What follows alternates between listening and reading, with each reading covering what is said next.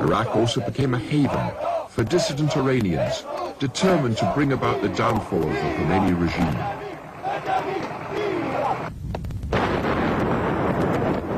The Mujahideen, the Iranian National Liberation Army, grew in power in the closing stages of the war.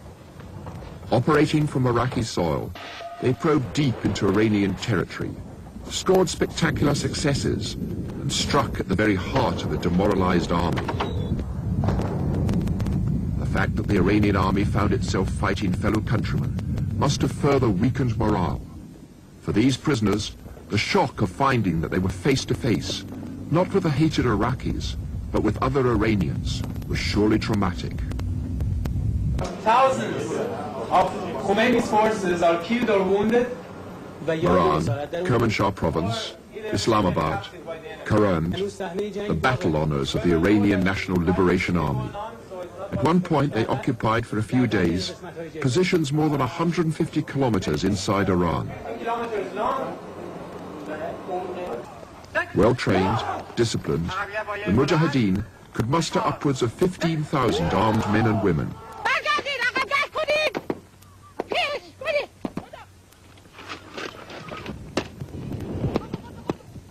For part of their shock effect was the fact that women's brigades fought alongside the men in the thick of battle. Many have been tortured in Khomeini's jails. Most journeyed thousands of miles via Pakistan, Turkey and America to join the NLA. This young woman, with her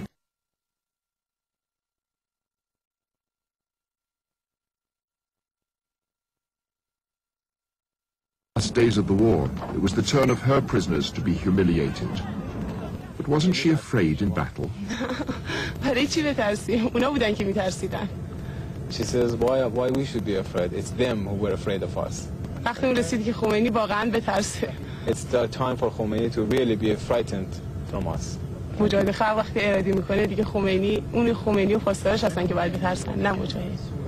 Mujahid has made the decision to stand up and fight, it's on Khomeini and his pastoran to be frightened.